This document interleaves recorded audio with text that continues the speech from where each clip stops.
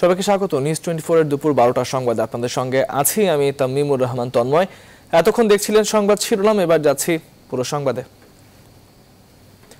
বাংলাদেশের গ্লোব বায়োটেকের উদ্ভাবিত 3টি ভ্যাকসিনের মধ্যে একটি ভ্যাকসিন ক্লিনিক্যাল ট্রায়াল বা মানবদেহে ট্রায়ালের জন্য তৃতীয় পক্ষ হিসেবে আইসিডিডিআরবির প্রস্তুতি শুরু করেছে। বিএমআরসি ও ঔষধ প্রশাসন অধিদপ্তরের অনুমোদন পেলে ক্লিনিক্যাল ট্রায়াল শুরু হবে। গ্লোব বায়োটেক আশাবাদী তাদের ভ্যাকসিন সফল হবে। প্রতিষ্ঠানটি বলছে সরকারি সহযোগিতা পেলে বাংলাদেশের মানুষকে বিনামূল্যে ভ্যাকসিন দেওয়া সম্ভব। ক্লিনিক্যাল ট্রায়ালে সফলতা পেলে আগামী বছরের শুরুতেই ভ্যাকসিন পাওয়া যাবে বলে জানায় গ্লোব বায়োটেক। হাসান পারভেজের প্রতিবেদনে বিস্তারিত। করোনা ভ্যাকসিন তৈরি পর্যবেক্ষণ করছে বিশ্ব স্বাস্থ্য সংস্থা। হালনাগাদ তথ্য অনুযায়ী ক্লিনিক্যাল ট্রায়াল বা মানবদেহে ট্রায়াল পর্যায়ে আছে 42টি ভ্যাকসিন এবং ক্লিনিক্যাল ট্রায়ালের আগের অবস্থায় আছে 156টি। 156টি ভ্যাকসিনের ওই তালিকায় বাংলাদেশের গ্লোব বায়োটেকের 3টি ভ্যাকসিনের নাম রয়েছে। বাংলাদেশে করোনা শনাক্ত হওয়ার পর থেকে এই রোগের জন্য ভ্যাকসিন উন্নয়নের কাজ শুরু করে গ্লোব বায়োটেক। প্রতিষ্ঠানটির আশাবাদী তাদের ভ্যাকসিন ট্রায়ালে সফলভাবে সম্পন্ন হবে। যে এনিমেলে আমরা যখন ভ্যাকসিনটি ইনজেক্ট করি এবং সেটার যে রেসপন্স আমরা দেখেছি, সেখানে আমরা দেখতে পেয়েছি যে এনিমেলের মধ্যে কোনো ধরনের টক্সিসিটি দেখা যায়নি বা কোনো ধরনের ইমিউনোজেনিসিটি, নেগেটিভ ইমিউনোজেনিসিটি সেটা কিন্তু আমরা দেখি নাই। আর পজিটিভ ব্যাপারগুলো হলো লিভিং এনিমেলের মধ্যেও ভাইরাসটাকে প্রিভেন্ট করতে পারছে এবং লিভিং এনিমেলের বাইরে সেলগুলোকেও ভাইরাসকেও তারা প্রিভেন্ট করতে পারছে। প্রি ক্লিনিক্যাল ট্রায়াল সফলভাবে সম্পন্ন হওয়ার পর 3 ধাপে মানবদেহে বা ক্লিনিক্যাল ট্রায়ালের জন্য গেল 14 অক্টোবর গ্লোব বায়োটেক আইসিডিডিআরবির সঙ্গে সমঝোতা স্মারক সই করে। কি পদ্ধতিতে কতজন নিয়ে ট্রায়ালগুলো হবে তা নিয়ে কাজ করছে আইসিডিডিআরবি। ঠিক কোন প্রোটোকলে আইসিডিডিআরবি কাজটা করবে, আমার মনে হয় এই ব্যাপারে তারা যথেষ্ট অভিজ্ঞ এবং WHO এনলিস্টেড 6টা ভ্যাকসিন টেস্টিং ল্যাবের মধ্যে আইসিডিডিআরবি একটা। তো সেক্ষেত্রে তারা যথেষ্ট অভিজ্ঞ এবং এ ব্যাপারে তারা তাদের পদ্ধতিতেই আগাবে। কর্মকর্তারা বলছেন এরই মধ্যে একটি দেশ তাদের তৈরি ভ্যাকসিন ট্রায়াল করার জন্য আগ্রহ দেখিয়েছে। স্ট্যান্ডার্ড যে সিস্টেম আছে সেই সিস্টেমে আগাইলে 5 থেকে 6 মাস সময় লেগে যেতে পারে, ঠিক আছে। আর বিশ্বের উন্নত দেশগুলো যেভাবে করতেছে আমরা যদি সেভাবে আগাই তাহলে এটা আরো অনেক দ্রুততম সময় চলে আসতে পারে। সরকার আগায় আসলে ভ্যাকসিনটা আমাদের মানুষকে ফ্রি অফ কস্ট দেওয়া সম্ভব। গ্লোব বায়োটেকের ব্যান কোভিড ভ্যাকসিন কেবল প্রথম পর্যায়ে। বড় পরিসরে ট্রায়ালের পর নিশ্চিত হওয়া যাবে দেশে তৈরি এই ভ্যাকসিনের কার্যকারিতা। হাসান পারভেজ, নিউজ 24, ঢাকা। করোনাকালে বন্ধ হয়ে গেছে দেশের অর্ধেকেরও বেশি কাগজ কারখানা। ফলে চরম দুর্দশায় পড়েছে এই খাত সংশ্লিষ্ট লাখো শ্রমিক, কর্মচারী, উদ্যোক্তা। হুমকিতে পড়েছে হাজার কোটি টাকার বিনিয়োগ। উদ্যোক্তা বিশ্লেষকরা বলছেন মূল্য সংযোজনকারী ভারী এই শিল্পের সুরক্ষায় বিশেষ প্রণোদনার আওতায় এনে অর্থায়ন নিশ্চিত করা গেলে ঐতিহ্যবাহী এই শিল্পকে টিকিয়ে রাখা সম্ভব। কাগজ শিল্পের দুর্দশা নিয়ে বাবু কামরুজ্জামানের 2 পর্বের ধারাবাহিকের প্রথম পর্ব আছে। যুক্তরাজ্য থেকে উচ্চশিক্ষা শেষ করে দেশেই ভিন্ন কিছু করার স্বপ্ন দেখেন তরুণ উদ্যোক্তা মাহমুদ হাসান। বছর 4 আগে রূপগঞ্জে মোটা অঙ্কের বিনিয়োগে চালু করেন সিয়াম পেপার মিল নামের এই প্রতিষ্ঠান। করোনার শুরু থেকেই থমকে আছে এই কারখানার চাকা। আমরা এই 6-7 মাস ফ্যাক্টরি বন্ধ থাকার কারণে আমরা এখন আর্থিক সংকটে ভুগছি। আমাদের রানিং ক্যাপিটালটা আমাদের নাই এখন। তো এই মুহূর্তে সরকার যদি আমাদের পাশে না দাঁড়ায় আসলে আমাদের যাওয়ার জায়গা থাকবে না। আমাদের ইন্ডাস্ট্রি আজকে 9 মাস বন্ধ। আজকে শুধুমাত্র এই ব্যাংকের অসহযোগিতার জন্য আমরা চালু মিলকে বন্ধ করতে বাধ্য হয়েছি। একটা গ্রেস পিরিয়ড সময় দিয়ে আমাদেরকে রিশিডিউল করে ব্যাংকের সুবিধাগুলো নেওয়ার সুযোগ করে দিলেই আমরা ঘুরে দাঁড়াতে পারবো। বাংলাদেশ পেপার মিলস অ্যাসোসিয়েশনের হিসাব বলছে দেশে নিবন্ধিত কাগজ শিল্প প্রতিষ্ঠানের সংখ্যা 114টি, যেখানে চালু ছিল 75টি কারখানা। কিন্তু করোনার ছোবলে এরই মধ্যে বন্ধ হয়ে গেছে 38টি। প্রায় 4 দশকের ঐতিহ্যবাহী কাগজ শিল্প করোনাকালে রুগ্ন হয়ে পড়লেও অন্তরালেই থেকে যাচ্ছে তার পুনরুদ্ধার পরিকল্পনা। এই যেমন এই একটি কারখানা গত 9 মাস বন্ধ থাকায় হুমকিতে পড়েছে অন্তত 150 কোটি টাকার বিনিয়োগ। পেপার মিলস অ্যাসোসিয়েশনের মহাসচিব বলছেন মহামারীর এই সময়ে বিশেষ খাত বিবেচনায় সহজ করতে হবে এ খাতে প্রণোদনা পাওয়ার সুযোগ। এই সেক্টরটাকে পৃথক সেক্টর হিসেবে বিবেচনা করে এর জন্য পৃথক একটা প্যাকেজ, প্রণোদনা প্যাকেজ বা পুনরুদ্ধার প্যাকেজ যদি ঘোষণা করা হয় যুক্তিসঙ্গতভাবে পেপার সেক্টরে যারা আছে বা বিপিএম এর সংশ্লিষ্ট কর্মকর্তা যারা আছে তাদের সাথে আলাপ আলোচনা করে, তাহলে এই সেক্টরটিকে উদ্ধার করা সম্ভব হবে। হিসাব বলছে ঐতিহ্যবাহী কাগজ শিল্পের সাথে প্রত্যক্ষভাবে জড়িয়ে আছে 25 লাখ লোকের কর্মসংস্থান, যেখানে বিনিয়োগ আছে অন্তত 75,000 কোটি টাকা। করোনাকালে অধিকাংশ কারখানায় উৎপাদন কমে যাওয়ায় হুমকিতে পড়েছে মোটা অঙ্কের বিনিয়োগ। 12.5 থেকে 15 লক্ষ কর্মসংস্থান নষ্ট হয়েছে এবং তারপর এফেক্ট হিসাবে এদের যে পারিবারিক সূত্রতা বা পরোক্ষ যে এফেক্টটা, তাতে প্রায় 50 লক্ষ লোক ক্ষতিগ্রস্ত হয়েছে পেপার সেক্টরের এই পরিণতির জন্য, কোভিড পরবর্তী এই দুর্দশাগ্রস্ত অবস্থার জন্য। করোনা চলে গেলে যেটা শেষ হয়ে যাবে তা নয়, হয়তো কিছুটা চাহিদা বাড়বে, কিন্তু পুরোপুরিভাবে কাগজ এবং প্রিন্টিং শিল্প আগের অবস্থায় যাবে এটা কিন্তু ভাবা চলবে না। এই ক্ষেত্রে এখানে বিশাল ধস নামবে। হিসাব বলছে কাগজ শিল্পের সাথে পরোক্ষভাবে জড়িয়ে আছে প্রায় 1 কোটি মানুষের জীবন জীবিকা, যাদের বেশিরভাগই এই করোনাকালে বিপর্যয়ের মুখে। বাবু কামরুজ্জামান, নিউজ 24, রূপগঞ্জ, নারায়ণগঞ্জ। 11 দফা দাবিতে চলছে নৌযান শ্রমিকদের অনির্দিষ্টকালের ধর্মঘট। এই ধর্মঘটের দ্বিতীয় দিনেও সারা দেশের সব ধরনের পণ্য ও জ্বালানিবাহী নৌযান চলাচল বন্ধ রয়েছে। সোমবার রাত 12:01 থেকে শুরু হয়ে নৌযান শ্রমিকদের ধর্মঘট এখনো চলছে। নৌযান শ্রমিক ফেডারেশন অনির্দিষ্টকালের জন্য এই ধর্মঘটে ডাক দিয়েছিল। তবে সনাতন ধর্মাবলম্বীদের সবচেয়ে বড় ধর্মীয় উৎসব দুর্গাপুজো উপলক্ষে যাত্রীবাহী নৌযান এই ধর্মঘটের বাইরে রয়েছে। নৌপথে পণ্য জ্বালানি পরিবহন বন্ধ থাকায় বাজারে বিরূপ প্রভাব পড়ার আশঙ্কায় ব্যবসায়ীরা। এদিকে ধর্মঘট সফল করতে চট্টগ্রাম ও বরিশালে বিক্ষোভ লিফলেট বিতরণ করেছে নৌযান শ্রমিক নেতারা। তাদের দাবি মেনে না হলে এই ধর্মঘট অব্যাহত থাকবে বলে হুঁশিয়ারি দেন তারা। এই অবস্থায় চট্টগ্রাম বন্দরে জাহাজ জটের শঙ্কা দেখা দিয়েছে। দাবি হচ্ছে নিয়োগপত্র, পরিচয়পত্র, খাদ্য ভাতা দিতে হবে, মৃত্যুকালীন ক্ষতিপূরণ 1 লক্ষ টাকা দিতে 10 লক্ষ টাকা দিতে হবে, মাস্টার ড্রাইভারদের টেকনিক্যাল ভাতা, এন্ডোর্সমেন্ট ভাতা, ইনচার্জ ভাতা এগুলা দিতে হবে, বৃদ্ধি করতে হবে। আমাদের দাবি আদায় না হওয়া পর্যন্ত আমরা জাহাজ চালাবো না, এমন একটা সিদ্ধান্ত আমাদের বাংলাদেশ নৌযান শ্রমিক ফেডারেশনের থেকে আমাদের কাছে আসছে। খোলা বাজারে 25 টাকা কেজি দরে আলু বিক্রি শুরু করেছে টিসিবি। মঙ্গলবার কৃষি পণ্য বিপণন অধিদপ্তরের দাম নির্ধারণের পর মাঠে নামলো সরকারি বিপণন সংস্থা। এর আগে দেশের বাজারে রেকর্ড গড়ে 60 টাকা কেজি দরে আলু বিক্রি হয়। পণ্য সংকটের অজুহাত থাকলেও সরকারি সংস্থাগুলো জানায় কোনো সংকট নেই এই নিত্য পণ্যের। এরপর সরকার 30 টাকা কেজি দাম নির্ধারণ করে জেলা প্রশাসকের কাছেও চিঠি দিলেও তা মানা হয়নি খুচরা বাজারে। অনেক জায়গায় আলু বিক্রি বন্ধ করে দেন ব্যবসায়ীরা। সবশেষ আলুর দাম নির্ধারণে উদ্যোগ নেয় কৃষি বিপণন অধিদপ্তর। এই সংস্থা হিমাগার থেকে 27 টাকা এবং খুচরা বাজারে 30 টাকা দরে নির্ধারণ করে মঙ্গলবার।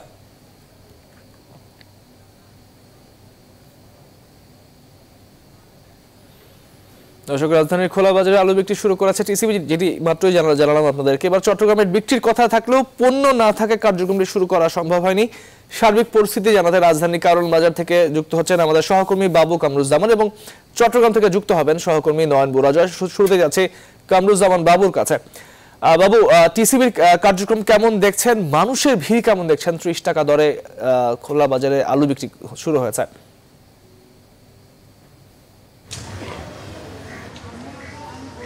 তন্ময়, ধন্যবাদ আপনাকে। আসলে আজকে থেকেই তো শুরু হলো এবং আমরা এই মুহূর্তে কারণ বাজারের এফডিসির সামনে অবস্থান করছি। আপনাকে যদি এখানকার এই টিসিবির খোলা বাজারের যে বিক্রয় কার্যক্রমের ছবি ক্যামেরায় আমরা দেখাই, এখানে কিন্তু এখনও আমরা দেখছি যে বেশ জটলা এবং নিম্ন আয়ের মানুষ এখানে কিন্তু অনেকে এসছেন এবং লাইন কিন্তু সময় যত বেলা গড়ার সাথে সাথে এখানে লাইনও দীর্ঘ হচ্ছে এবং তারা আসলে অপেক্ষায় রয়েছেন। এবং আজকে কিন্তু প্রত্যেককেই 2 কেজি পরিমাণ সর্বোচ্চ আলু দেওয়া হচ্ছে। অনেক ক্রেতারা অবশ্য দাবি করছেন যে এটি আসলে পরিমাণে আরেকটু বেশি হলে তাদের জন্য, ভোক্তাদের জন্য সুবিধা হতো। এবং এখানে আসলে আলুর পাশাপাশি অন্যান্য যে টিসিবির নিয়মিত কার্যক্রম সেটিও কিন্তু চলছে। এখানে আমরা ভোজ্য তেল, চিনি এবং ডাল বিক্রি করা হচ্ছে। যেমন ডাল 50 টাকা কেজি বিক্রি করা হচ্ছে, চিনি 50 টাকায় বিক্রি করা হচ্ছে, আলু কিন্তু 25 টাকা দরে আজকে এখানে বিক্রি করা হচ্ছে। তো সার্বিকভাবে এখানে রাজধানীর বিভিন্ন পয়েন্টে কিন্তু আজকে টিসিবি তাদের কার্যক্রম শুরু করেছেন এবং এখানে কিন্তু মোটামুটি ভিড় আমরা লক্ষ্য করছি। আর যে তথ্যগুলো বলে রাখা, গতকাল কিন্তু বাণিজ্য মন্ত্রণালয় তাদের বিজ্ঞপ্তি প্রকাশের পর আসলে এই কার্যক্রম হাতে নেওয়া হয়। আর আলুর দাম নিয়ে আমরা দেখেছি যে সাধারণ মানুষের যে ভোগান্তি এবং সাধারণ ক্রেতাদের যে দুর্ভোগে পড়ে সেটি কিন্তু আসলে চরম পর্যায়ে পৌঁছায়। এরপর সরকার দাম বেঁধে দিলেও সেটি কাজে আসেনি। তবে মানুষকে কিছুটা স্বস্তি দিতে এই উদ্যোগ। আমরা দু একজনের সাথে কথা বলে একটু জানার চেষ্টা করি। চাচা, একটু বলবেন যে আপনি কতক্ষণ দাঁড়িয়ে আছেন এখানে? আমি প্রায় 1 ঘন্টার উপরে দাঁড়িয়েছি। মানে অনেক সময় নিচ্ছে। সময় তো লাগবে, লোকজন বেশি। মনে হয় যে এই যে 2 কেজি আলু পাচ্ছেন, এতে করে আপনারা তো কিছুটা স্বস্তি বোধ করছেন? অনেক উপকৃত, অনেক উপকৃত, সাধারণ লোকের জন্য অনেক উপকৃত হয়েছে। আর না সবকিছু উদ্যোগতিতে মানুষ একটু যেখানে একটু কম পায় সেখানে একটু মানুষের জন্য ইনকাম করি, আমাদের জন্য সবচেয়ে ভালো। আরেকজনের সাথে একটু কথা বলি। আমরা হইলো অল্প ইনকাম করি শহরে, বুঝেন, আমাদের জন্য সবসময় এগুলো দিলে ভালো হয়, আমাদের জন্য ভালো হয়। আমরা তো 1 কেজি পেঁয়াজ 80-90 টাকা কিনে খাইতে পারবো না, 1 কেজি আলু 60 টাকা কিনে খাইতে পারবো না। এই জন্য এখানে দাঁড়াইছি সিরিয়ালে, লাইন দিয়ে অল্প টাকার ভিতরে নিতে পারতাছি, বাচ্চা কাচ্চা নিয়ে খাইতে পারবো আরামে। অনেক ধন্যবাদ আপনাকে। তন্ময়, যেটা শুনছিলেন যে আসলে নিম্ন আয়ের মানুষ কিন্তু তারা তাদের সাধ্যের মধ্যে বাজারঘাট করতে গিয়ে বাজেট কিন্তু মেলাতে গিয়ে হিমশিম খেতে হয় প্রতিনিয়তই। তো সব মিলে এখানে এই ছিল আমার কাছে কারণ বাজারের অর্থাৎ এফডিসির সামনে এই টিসিবির বিক্রয় কার্যক্রমের পরিস্থিতি। পরবর্তী সংবাদে নিশ্চয়ই আবারও যুক্ত হব আরও তথ্য নিয়ে। নয়ন বড়ুয়া জয়ের কাছে যাব আমরা সেখানকার সবশেষ পরিস্থিতি জানতে। দর্শক, আমরা নয়ন বড়ুয়া জয়ের সঙ্গে যুক্ত হচ্ছে কিছুক্ষণ পরে। দর্শক, এই মুহূর্তে মাধ্যমিক বিদ্যালয়ের বার্ষিক পরীক্ষার মূল্যায়ন বিষয়ে সিদ্ধান্ত জানাতে সংবাদ সম্মেলন করছেন শিক্ষামন্ত্রী দীপুমণি। যুক্ত হচ্ছে সরাসরি সেখানে। যে কোনো মাধ্যমিক শিক্ষা প্রতিষ্ঠানে সেখানে প্রতিষ্ঠান প্রধানদের সঙ্গে যোগাযোগ করে তারা এই সিলেবাস এবং এই অ্যাসাইনমেন্ট সেগুলো সংগ্রহ করতে পারবেন এবং অ্যাসাইনমেন্ট সম্পন্ন করে সেই শিক্ষা প্রতিষ্ঠানে তারা দিতে পারবেন। আমাদের উদ্দেশ্য হচ্ছে যে আমরা শিক্ষার্থীদেরকে তারা যে ক্লাসে আছে সেই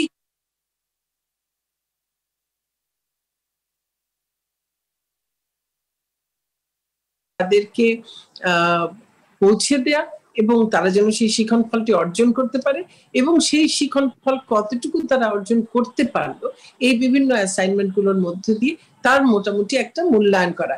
এই মূল্যায়নটি কিন্তু তার পরবর্তী ক্লাসে উত্তীর্ণ হওয়ার দিকে কোনো ধরনের প্রভাব ফেলছে না, কিন্তু এই মূল্যায়নটির মাধ্যমে আমরা পরবর্তী বর্ষে তাদেরকে কোন কোন জায়গায় কোথায় তাদের দুর্বলতা আছে সেগুলোকে আমরা কিভাবে পরবর্তী ক্লাসে আমরা অ্যাড্রেস করব, কি করে সেগুলোকে যেই দুর্বলতাগুলো আছে সেগুলো কাটিয়ে ওঠার জন্য সহযোগিতা করতে পারবো, সেই কাজের জন্য এই মূল্যায়নগুলো ব্যবহৃত হবে।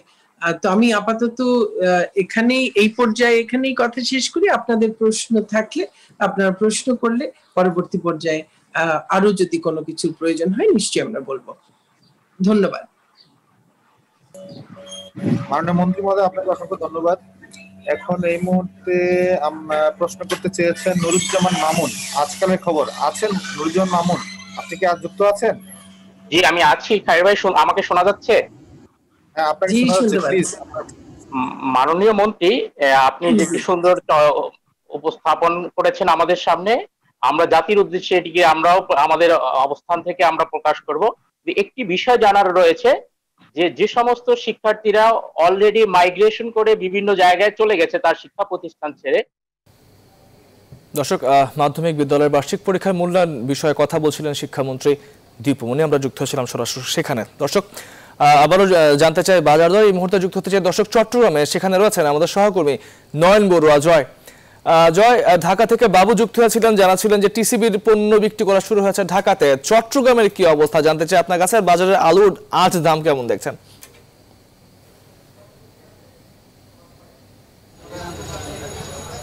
ধন্যবাদ তন্ময় আপনাকে। একটু আগে আমাদের সহকর্মী ঢাকা থেকে যে বাবু কামরুজ্জামান জানিয়েছেন টিসিবির গাড়িতে কিন্তু আলু বিক্রি করার কথা ঢাকাতে, কিন্তু চট্টগ্রামে কিন্তু আজকে বিক্রি করার কথা থাকলেও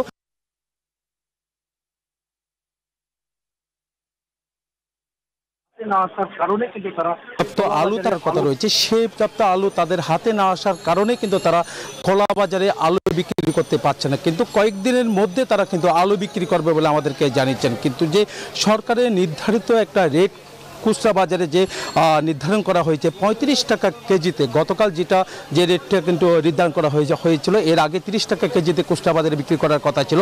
এখন 35 টাকা কেজিতে যে আলু বিক্রি করার কথা রয়েছে, সেই 35 টাকা কেজিতেও কিন্তু খুচরা বাজারে আলু পাওয়া যাচ্ছে না। আমরা যে বাজারে এসেছি, এই বাজারে একটু আগে কিন্তু আসলে 45 টাকা কেজি, আবার কোনো কোনো বাজারে আমরা দেখলাম 40 থেকে 42 টাকা কেজিতে তারা বিক্রি করছেন। তাহলে আপনি বুঝতে পারছেন সরকারের যে একটা রেট নির্ধারণ করা হয়েছে, সেই রেট কোনোভাবেই মানছে না।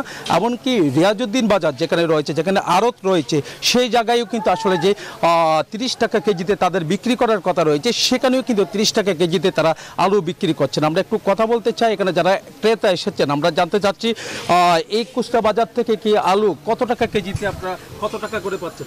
বর্তমানে 45 টাকা করে বিক্রি হচ্ছে, যেটা আমরা যারা সাধারণ মানুষ, আমাদের জন্য এটা কিনা অত্যন্ত দুঃসাধ্য হয়ে গেছে, এটা খুব কষ্টের হয়ে গেছে।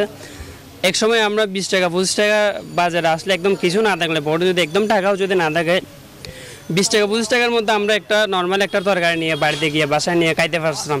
এখন এমন একটা অবস্থা হয়ে গেছে যে সময়টা আমাদের মাঝে এখন বাজারে আসলে অনেকক্ষণ ভাবতে হয়, আমি কি মাছ নিব না মুরগি নিব না শাকসবজি নিব। আলুর দাম 45 টাকা, যে আলুটা সবসময় সবার ঘরে পাওয়া যেত, সবসময় খাইতো, এই আলুটার দাম যখন 45 টাকা হয়ে গেছে, মানুষ ভাবতেছে। গতকালকে একটা কথা, আপনাকে আমরা আরো কয়েকজনের সাথে একটু কথা বলতে চাচ্ছি। আলু কত টাকা করে চলে? টিসিবির গাড়িতে আলু বিক্রি করার দাবি আছে কিনা? আলু 45 টাকা ঠিক আছে, কিন্তু এই আপনার খাতুনগঞ্জে সরকার যদি রেট দেয় 32 টাকা, ওরা বেছে 42 টাকা, তখন ওরা তো 45 টাকা না বিক্রি করি উপায় নাই, পেঁয়াজ বলেন আলু বলেন এইভাবে। আর ওরা এখন ওদের দোকানের নামে কোনো টোকেন করে না, ওরা কি করে? আপনি অবশ্যই বুঝতে পারছেন, এখানে যারা এসেছেন ক্রেতা যারা আছেন, তারা বলছেন টিসিবিতে যদি 25 টাকা কেজিতে আলু বিক্রি করা হয়, তাহলে খুচরা বাজারে অনেকটা কমে আসবে বলে তারা আশা করছেন। তো এই ছিল আমার এখানকার সর্বশেষ। ফিরে যাচ্ছি স্টুডিওতে তন্ময়ের কাছে। আপনাকে ধন্যবাদ। রাজধানীর তেজগাঁও অ্যাপেক্স হোসাইন টাওয়ার কারখানায় লাগা আগুন প্রায় 2 ঘন্টার চেষ্টায় নিয়ন্ত্রণে এনেছে ফায়ার সার্ভিস। বুধবার রাত 3টায় ওই কারখানায় আগুন লাগে, তবে এতে হতাহতের কোনো ঘটনা ঘটেনি। আগুনে কারখানার বেশিরভাগ পুড়ে যায়। নেভাতে কাজ করে ফায়ার সার্ভিসের 12টি ইউনিট। বাহিনীর উপপরিচালক দেবাশিস বর্ধন জানান, ভোর 5টায় আগুন নিয়ন্ত্রণে আসে। কারখানায় টায়ার তৈরির কাঁচামাল ও বিপুল টায়ার ছিল, তবে আগুনের সূত্রপাত এবং ক্ষয়ক্ষতির হিসেব এখনও চূড়ান্ত করেনি ফায়ার সার্ভিস। এই কারখানায় অগ্নি নির্বাপন ব্যবস্থা ভালো ছিল না বলে জানান ফায়ার কর্মকর্তারা। এটা হচ্ছে টায়ার ফ্যাক্টরি, আর তার পাশে হচ্ছে ফোম ফ্যাক্টরি। ফোম ফ্যাক্টরির পাশে হচ্ছে মাল্টি ব্র্যান্ড, এটা হচ্ছে আপনার গাড়ির ওয়ার্কশপ। এটা 2:30টার দিকে ধাপ করে ফুটে উঠছে। অগ্নিনির্বাপন ব্যবস্থা খুবই অপ্রতুল ছিল। আর যে জিনিসটা হলো যে অনেক ড্রামের অস্তিত্ব পাওয়া যাচ্ছে, অনেক মানে র ম্যাটেরিয়ালস, যেটা টায়ারের র ম্যাটেরিয়ালস। নাব্যতা সংকটের কারণে কাঁঠালবাড়ি শিমুলিয়া নৌপথে নৌযান চলাচল ব্যাহত হচ্ছে। এই নৌপথে গেল 5 দিন ধরে ফেরি চলাচল বন্ধ রয়েছে। আবার দুর্ঘটনা এড়াতে মাঝে মধ্যে বন্ধ করে দেওয়া হয় লঞ্চ চলাচল। তবে আগামী 2-3 দিনের মধ্যেই ফেরি চলাচল শুরু হবে বলে জানালেন সংশ্লিষ্টরা। এদিকে বিকল্প নৌপথ হিসেবে ব্যবহার করা হচ্ছে দৌলতদিয়া পাচুরিয়া নৌপথ। ফলে এই নৌপথে যানবাহনের চাপ ও দুর্ভোগ বেড়েছে দুটোই কয়েক গুণে। প্রতিনিধিদের পাঠানো তথ্যচিত্রে ডেস্ক রিপোর্ট। পদ্মা নদীতে নাব্যতা সংকটের কারণে বেশ কিছুদিন ধরেই কাঁঠালবাড়ি শিমুলিয়া নৌ রুটে ফেরি চলাচল ব্যাহত হচ্ছে। গেল 1 মাস ধরে সন্ধ্যা 6টা থেকে ভোর 6টা পর্যন্ত ফেরি চলাচল বন্ধ থাকছে নিয়মিত। দুর্ঘটনা এড়াতে গেল শুক্রবার থেকে আবারও ফেরি চলাচল বন্ধ ঘোষণা করেছে কর্তৃপক্ষ। আবার লঞ্চ ডুবোচরে আটকে যাওয়ায় মাঝে মধ্যে বন্ধ রাখা হয় লঞ্চ চলাচলও। এই অবস্থায় জীবনের ঝুঁকি নিয়ে স্পিড বোর্ডে চলাচল করছেন অনেকে। এখন আমরা কিভাবে যাবো? এখন তো অনির্দিষ্টকালের জন্য আবার বন্ধ হয়ে গেছে। নাব্যতা সংকট নিরসনে ড্রেজার মেশিন দিয়ে 2 মাসেরও বেশি সময় ধরে নৌ চ্যানেল থেকে পলি অপসারণের কাজ করছে কর্তৃপক্ষ।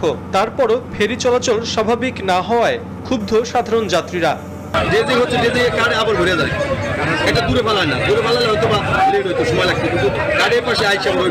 আমরা আসছি বাইকে সাশ্রয়ীভাবে সেভাবে যাবো, আশায় এখানে দেখি একটা বাইক পার করতে 500 টাকা নিচ্ছে।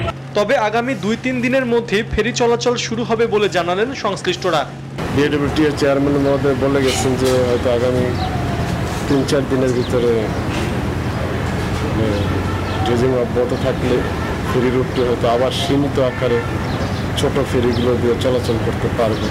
এদিকে এই নৌপথে ফেরি চলাচল বন্ধ থাকায় যানবাহনগুলো বিকল্প নৌপথ হিসেবে ব্যবহার করছে দৌলতদিয়া পাটুরিয়া নৌপথ।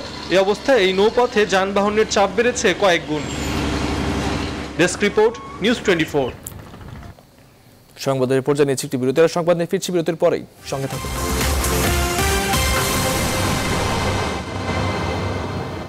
বিরতির পর স্বাগত আর একবার আপনারা দেখছেন নিউজ 24 সংবাদ। বরিশালের শের-ই বাংলা মেডিকেল কলেজ হাসপাতালে ইন্টার্ন চিকিৎসকদের হামলার ঘটনার ক্ষোভে ফুঁসছেন সিনিয়র ডাক্তাররা। মঙ্গলবার সন্ধ্যার আগে এক চিকিৎসককে তার কক্ষে আটকে রেখে মারধরের অভিযোগ উঠেছে একই বিভাগের শিক্ষানবিশদের বিরুদ্ধে। এমন ঘটনায় বিস্মিত চিকিৎসকদের সংগঠন বিএমএর নেতারাও। এ ব্যাপারে তদন্ত করে ব্যবস্থার কথা জানিয়েছেন প্রতিষ্ঠানটির পরিচালক। রাহাত খানের পাঠানো তথ্য ছবিতে ডেস্ক রিপোর্ট।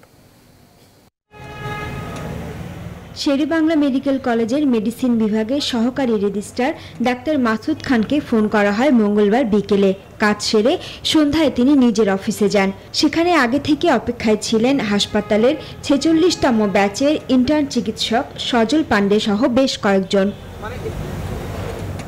অভিযোগ রয়েছে ডাক্তার মাসুদ খানকে তার অফিস কক্ষে দরজা বন্ধ করে মারধর করেন শিক্ষানবিশরা। এই কাজে বাধা দিতে গেলে হেনস্থা হতে হয় আরও এক চিকিৎসককে। এ সময় মাসুদ খানের চিৎকারে রোগীর স্বজনরা জড়ো হলে স্থান ত্যাগ করে হামলাকারীরা। বেশ কিছুদিন যাবৎ আমাদের মেডিসিন ইউনিটের সাথে ডায়াগনস্টিক সেন্টারের যেই সম্পর্কের অবনতি এবং তাদের যে অভিযোগ এবং আমাদের পাল্টা অভিযোগের প্রেক্ষিতে এই হামলা হতে পারে বলে আমি ধারণা করি। এই ঘটনায় ক্ষোভ বিরাজ করছে স্টাফ চিকিৎসকদের মাঝে। অনেকে নিরাপত্তাহীনতার কথাও বলছেন। মেডিকেল অ্যাসোসিয়েশনের নেতারা বলছেন এমন অপরাধ ক্ষমার অযোগ্য। আমি এই বিষয়টা নিয়ে আরো খোঁজখবর নেব এবং এই বিষয়ে আমাদের সংগঠনের পক্ষ থেকে আমরা মিটিং করে আলোচনা করে সিদ্ধান্ত নেব। হামলার ঘটনা ছোট হলেও এর সুদূর প্রসারী প্রভাব রয়েছে, তাই তদন্ত সাপেক্ষে ব্যবস্থা নেয়ার কথা জানান হাসপাতালের পরিচালক। তদন্ত করে দেখব কী কারণে হয়েছে, কেন হয়েছে, কারা হামলা করেছে। যদি হামলা হয়ে থাকে সেগুলো আমরা বের করে দেবো। যারা হামলা করেছে তাদেরকে এবং যার হামলার পিছনে যারা আছে তাদেরকেও আমরা খুঁজে বের করবো এবং যথাযথ শাস্তি ব্যবস্থা গ্রহণ করবো। চলতি বছরের শুরুতে চতুর্থ শ্রেণীর কর্মচারীদের সঙ্গে ব্যাপক বিরোধ হয় শের-ই বাংলা মেডিকেলের ইন্টার্ন চিকিৎসকদের। সে সময় 2 কর্মচারীকে বেধড়ক পেটানোর অভিযোগ করে কর্মচারী ইউনিয়ন। এসব ঘটনার প্রভাব পড়ছে হাসপাতালটির চিকিৎসা সেবাতে। Desk report, news 24। এবারে ফার্স্ট সিকিউরিটি ইসলামী ব্যাংক অর্থ বাণিজ্যের সংবাদ। বেশ কয়েক বছর ধরেই ট্রাম্প ইন্টারন্যাশনাল হোটেল ম্যানেজমেন্ট পরিচালিত একটি চীনা ব্যাংক অ্যাকাউন্ট ব্যবহার করছেন মার্কিন president Donald Trump. New York টাইমসে প্রকাশিত প্রেসিডেন্টের করের রেকর্ড থেকে পাওয়া গেছে চাঞ্চল্যকর তথ্য। সিএনএন জানায় ট্রাম্পের চীনা অ্যাকাউন্টটি কর্পোরেটের নামে থাকায় প্রেসিডেন্টের সরকারি আর্থিক প্রকাশে তা অন্তর্ভুক্ত ছিল না। 2013 থেকে 2015 সাল পর্যন্ত অ্যাকাউন্টটি থেকে $1,88,561 কর প্রদান করা হয়েছে। স্থানীয় কর পরিশোধের জন্য অ্যাকাউন্টটি খোলা হয়েছিল বলে জানিয়েছেন ট্রাম্প সংস্থার আইনজীবী অ্যালান গার্ডেন। তবে কোন চীনা ব্যাংকে অ্যাকাউন্টটি খোলা হয়েছে তা জানাননি তিনি। চীন ছাড়াও যুক্তরাজ্য ও আয়ারল্যান্ডেও মার্কিন প্রেসিডেন্টের ব্যাংক অ্যাকাউন্ট থাকার তথ্য দিয়েছে সিএনএন।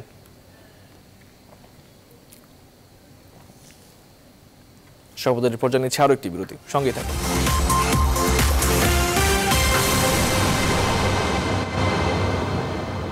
বিরতির পর স্বাগত আরো একবার, আপনারা দেখছেন নিউজ 24 সংবাদ।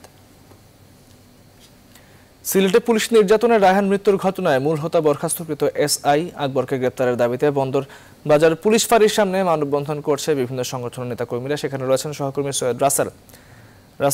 আপনার কাছে জানতে চাই, এখনো তো মূল হোতা আকবর লাপাত্তা, কেন তাকে গ্রেপ্তার করা সম্ভব হচ্ছে না এখনো? পুলিশ কি বলছে এই ব্যাপারে?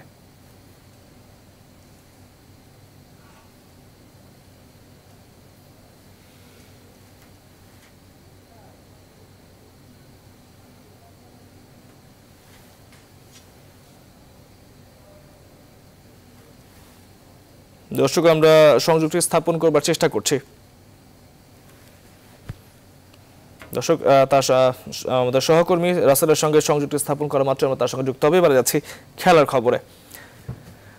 উয়েফা চ্যাম্পিয়ন্স লিগের রাতে আলাদা মাঠে নামবে বড় দলগুলো। বি গ্রুপে রাত 11:55 রিয়াল মাদ্রিদের প্রতিপক্ষ শাখতার দোনেস্ক, রাত 1টায় ডিফেন্ডিং চ্যাম্পিয়ন বায়ার্ন মিউনিখ লড়বে অ্যাটলেটিকো মাদ্রিদের বিপক্ষে। আর একই সময় হবে ম্যান সিটি পোর্তো লড়াই। বিস্তারিত ম্যাচ প্রিভিউয়ে। ঘরের মাঠে শখতারকে আতিথ্য দেওয়ার আগে খুব একটা স্বস্তিতে নেই রিয়াল মাদ্রিদ। শেষ 5 ম্যাচে 1 ড্র, 3 জয় আর 1 হার। লা লিগায় সবশেষ ম্যাচটায় হেরে আত্মবিশ্বাসেও আছে কিছুটা চোট। তাই তো এই ম্যাচটা হতে পারে দলটির ঘুরে দাঁড়ানোর মঞ্চ। সেই সঙ্গে চ্যাম্পিয়ন্স লিগের শুরুটা ভালো করে জিদানের কাছে গেল আসরের হতাশা ঘোচানোর শুরুর উপলক্ষটা হতে পারে এই ম্যাচ। বুন্দেসলিগায় হাফিনহ্যামের বিপক্ষে ম্যাচটার কথা বাদ দিলে পরবর্তী সময়টা দুর্দান্ত কাটছে বায়ার্নের। এর আগে চ্যাম্পিয়ন্স লিগের শিরোপাটা নিজেদের করে নিয়ে জার্মান ফুটবল শক্তি আবারও বিশ্বের সামনে তুলে ধরেছে মুলাররা। তবে অ্যাথলেটিকোর বিপক্ষে এই ম্যাচের আগে স্বস্তিতে নেই ফ্লিক। অসুস্থতায় মাঠের বাইরে নাব্রি, ইনজুরিতে মাঠের বাইরে টিলম্যান, লিরেশন ও ডিফেন্ডার কোয়াসি। পোর্তোর বিপক্ষে এই ম্যাচের আগে স্বস্তিতে নেই গার্দিওলা। দলে লম্বা ইনজুরির সারি, মাসেল ইনজুরিতে মাঠের বাইরে কাটাবেন গ্যাব্রিয়েল জিসুস, এ খবর মোটামুটি নিশ্চিত। এছাড়াও ইনজুরিতে এই ম্যাচে মাঠের বাইরে থাকতে হবে কেভিন ওব্রায়ন, ডিফেন্ডার লেপার্তে ও বেঞ্জামিনকে। হেড টু হেডে মুখোমুখি 2 দেখায় এখন পর্যন্ত সবগুলো ম্যাচের ফলাফলে ম্যান সিটির অনুকূলে। তবে সেই দুবারের দেখা আরও প্রায় 8 বছর আগে। মাহফুজুল ইসলাম, নিউজ 24। সংবাদের রিপোর্ট জানিয়েছি আরো একটি বিরতি।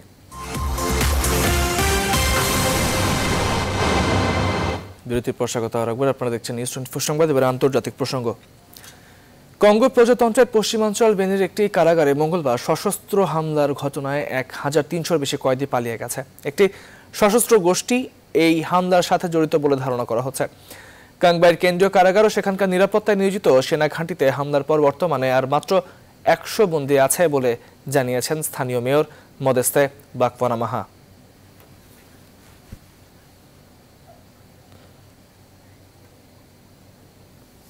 এবারও খেলার খবর। বিসিবি প্রেসিডেন্টস কাপে আজ নাজমুল একাদশের বিপক্ষে লড়বে তামিম একাদশ।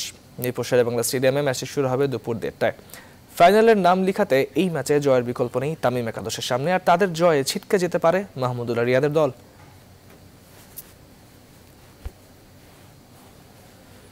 দর্শক, শেষ করছে এখনকার সংবাদ। সঙ্গে থাকবার জন্য ধন্যবাদ সবাইকে।